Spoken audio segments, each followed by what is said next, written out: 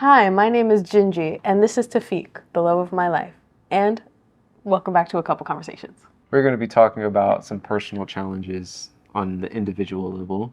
I'd like to preface, while we're having this conversation here on camera, we've had many of these conversations about other facets or other aspects or characteristics or personality traits that we have identified about each other or about ourselves and continuously work through them. So this is kind of that practice in action. So Gingy, what is one thing that you are actively working on about yourself to become a better version of Gingy? I am actively working at releasing the fixation on a moment, an idea, a interaction, whatever it may be, once the moment has passed. Um, I'm actively improving at not spending more time than is needed or deserved on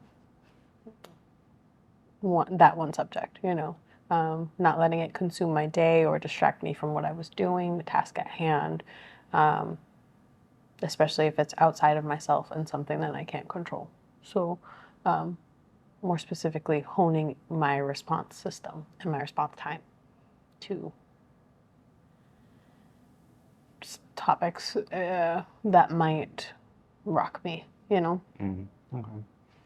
You used a term, you said fixation.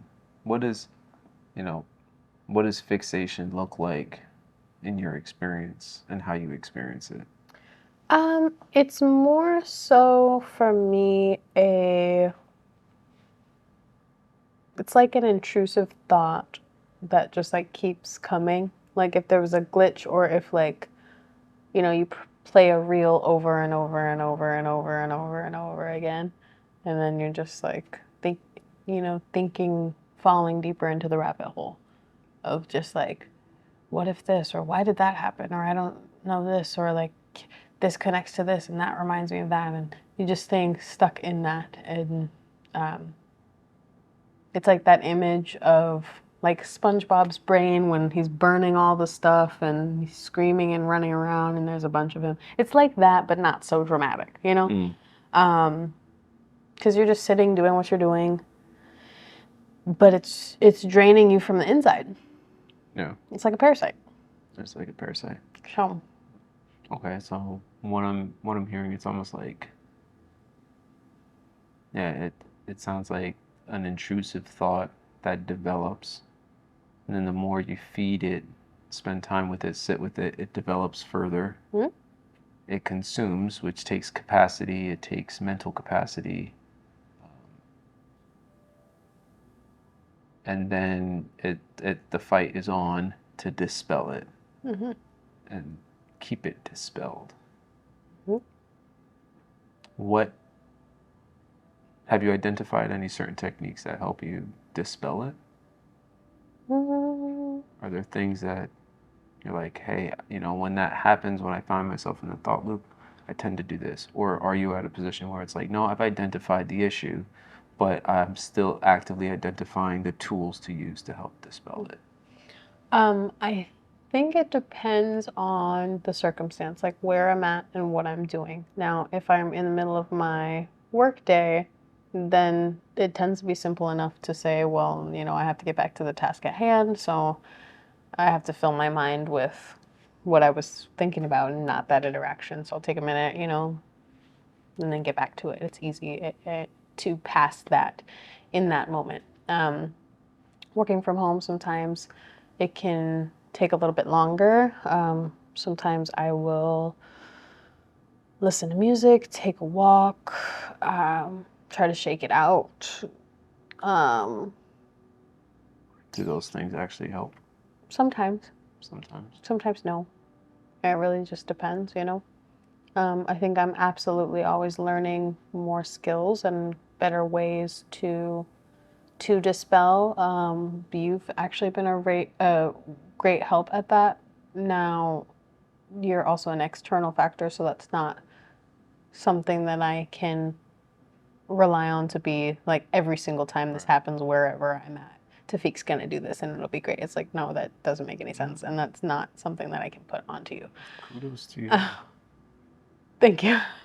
I wouldn't want to make you accountable for that, because it's also it's not your responsibility, and it's not something that, like, you can't read my mind. I can't be like, it just doesn't make sense. But it's interesting in that you don't have to want to make someone responsible for it. I think a lot of people passively may, they make statements like, oh, this person makes me so happy. They make you happy. It's like, well, that means that something outside of yourself is an external element, factor, is conditioning you to feel a certain type of way, so that when you're absent of it, you're now left to, your own devices, which there probably aren't many, because you've been leaning into somebody else, an external factor, to be the device. So, stating that, I think it's really good. Thank you. It's really good, So because I couldn't do it instead- anyway, right? Oh yeah, and you do well though. Like, you'll say, "Hey, remember this conversation we had," or "Remember our book," because we've talked about certain things, and that helps create a focal point or a focus point that then it's kind of like if the doctor pinches you before they give you a shot. It is a distraction, but a positive distraction from whatever you were hyperfixated on, whatever you were anticipating, or whatever you are replaying. And so that helps in that department. Now it's also allowed me to develop internal strategies. I know when I was, by myself a lot, because it's something I dealt with before we were in a relationship. When I was by myself a lot, I would go swimming, or I would go work out, or, whatever. And that helped a lot too.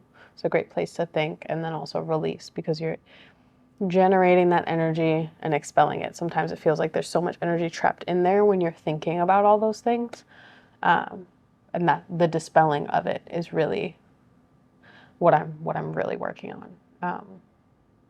So you've taught me things, and you've been a support. You add to my happiness. I am my source of happiness, but you do also contribute to that. And you've contributed to the peace in my mind that I consistently work at. And I thank you for that. And also acknowledge that you're not obligated or responsible for that. Okay. That would be what I'd say. Very cool. Thank you for sharing. Of course. How about yourself?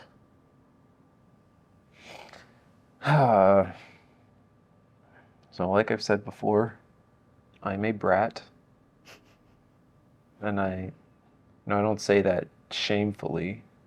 It's like, it's not necessarily a characteristic I yell at the rooftop, but, for good reason, right? There's good reason as to why I consider myself a brat. It's because I have standards, right? I have things that I want to accomplish in my life. I have things that I want to accomplish with you in my life. There are things I want to do, and I feel like if I'm not a brat about it, that I will allow things that don't really amount up to what it is that I desire to get in the way and be a distraction. But that being said, that doesn't make for a very consistently nice interactions. And a part of that, brattiness, right? It's a double-edged sword, right? I can see the silver lining in that. In one way, it could be perceived as, yeah, it's okay to be that. But then on the other hand, it can make me difficult to deal with in regards to myself, and then in regards to the people that I interact with. In regards to myself, I've noticed that I tend to not be excited about absolutely anything. I remember when I got into nursing school, I was not the most excited person in the room. but I was one of the 40 people out of the 800 that were chosen, right? I didn't get excited because I didn't feel like I stood out amongst any of the other 800 people because we all got straight A's. We all had a 4.0 GPA. We all did the same things. It was just like almost like a random selection. Wasn't excited. Like I actually accomplished something. I finished nursing school. Didn't feel excited. I felt a sense of accomplishment, but like excited for what I did wasn't really there. And I got my first job. You know, you go from making $7.25 an hour to then making 30 something an hour, right? Yeah, there's an excitement, but then reality sets in and I realize I'm like, wait, this is not all that exciting. This is just a higher paid slave. Like, so that kind of manifested over the years and made me a little rough around the edges.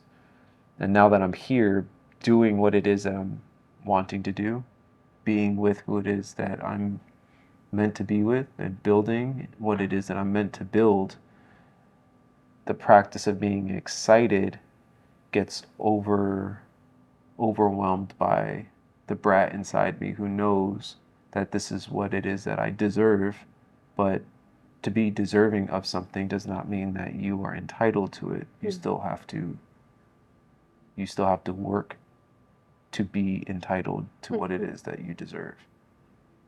So I'm working on that. I'm working on how to wake up excited, but more importantly, before that, go to sleep excited to wake up. Creating that loop, that feedback loop, that whatever it is, you know, and when we're in this, I want to say zone, right? This period of where we're both not at 100%, right? We're not even at 100% like together. Our thresholds are low. You know, we need high levels of input and it doesn't feel like the output is as rewarding, right? Even though we're reaching new mile markers, it doesn't feel like it. Yeah.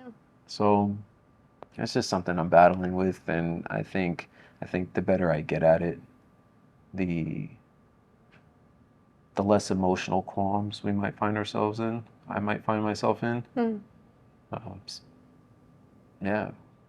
So, how do you celebrate your success? I don't. I think, well, I can't say I don't. I might, I think maybe I celebrate it by telling someone that I'm excited to tell, right? So, So you said that you're excited to tell. yeah, so maybe I experience the excitement by telling, you know, like, hey, guess what? You know, I'm going to be doing this, or I got this. But there are definitely, it's not like complete absence of excitement, right? Like when, you know, the excitement of going to Africa, going to Ghana, that was, you know, I that didn't set in for up until I was really just like the day I was leaving, it didn't set in, but that opportunity was, it was exciting, you know, it was exciting to experience and to go out and see and view that and do something that I've always wanted to do. So I do experience excitement. It's just, I don't know. I'm wondering if the lack of excitement, the lack of joy in the day to day is making the journey harder than it has to be. May I offer something? Of course. I think that you might not associate it with excitement just yet, but based on my observations, you experience excitement or joy, happiness, success with deep emotion. And so maybe it's portrayed or expressed in a different way than one might initially associate excitement with. Like excitement doesn't always look like, oh yeah, sometimes it's like, wow, you know? So, what, if I understand correctly, what you're offering is a different perception of what excitement manifests itself as. Because I believe that I've witnessed you express and experience excitement. However, in previous conversations, you did make it clear, you're like, I don't get excited. I don't, and that's a narrative you placed upon yourself. But I've witnessed it, and it shows up in different ways. Like, you're a liar. You get excited. I get no. Like, but it's like I said, the deep emotion where it's like